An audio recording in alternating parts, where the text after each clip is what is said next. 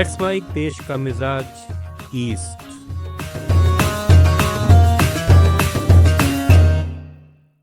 नमस्कार। Let's mic देश का मिजाज और खबरें ईस्ट से। पश्चिम बंगाल के मुख्य निर्वाचन अधिकारी मनोज कुमार अग्रवाल ने आश्वासन दिया है कि मतदाता सूची पंजीकरण पर सुप्रीम कोर्ट के हालिया निर्देश के कार्यान्वयन में कोई जटिलता नहीं आएगी। पूरी प्रक्रिया ऑनलाइन होगी, जिससे नागरिकों को अंतिम समय तक मतदाता सूची में अपना नाम दर्ज कराने का अवसर मिलेगा।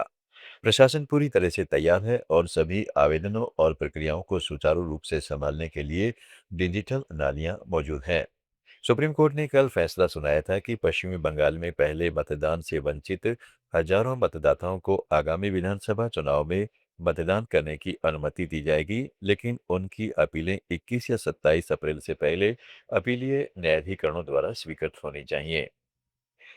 आयकर विभाग ने दक्षिणी कोलकाता के रास बिहारी विधानसभा क्षेत्र में फिर भाग्य आजमा रहे तृणमूल कांग्रेस के विधायक देवाशीष कुमार से जुड़े परिसरों पर तलाशी ली है। अधिकारियों ने बताया है कि मनोहर पुकुर रोड स्थित कुमार के आवास और उनके चुनाव कार्यालय में सुबह करीब 6 बजे एक साथ तलाशी शुरू हुई। छापेमारी के कारणों का तत्काल खुलासा नहीं किया गया। यह कार्रवाई कुमार को भूमि धोखाधड़ी मामले में प्रवर्तन निदेशालय द्वारा कई बार तलब किए जाने के कुछ दिनों बाद हुई है।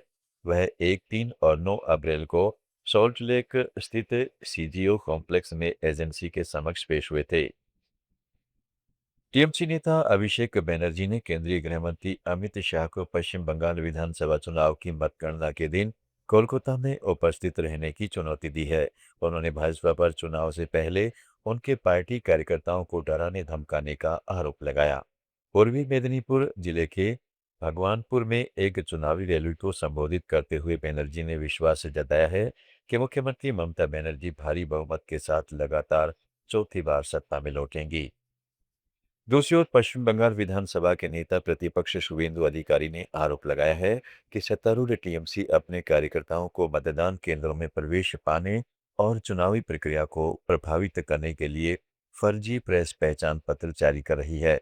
यह आरोप टीएमसी द्वारा भाजपा पर आदर्श आचार संहिता का उल्लंघन करने का आरोप लगाने के एक दिन बाद आया है। टीएमसी ने आरोप लगाया है कि भाजपा ने मातृशक्ति भरोसा कार्ड नाम की एक योजना शुरू की है, जिसमें महिलाओं को वित्तीय सहायता देने का वादा किया गया है और मतदान से पहले अंतिम दिनों में विभिन्न निर्वाचन क्षेत्रों में इसके फॉर्म वितरित किए गए हैं। पार्टी ने इस कदम को चुनावी रिश्वतखोरी करार दिया और भाजपा नेताओं के खिलाफ कार्रवाई की मांग की है।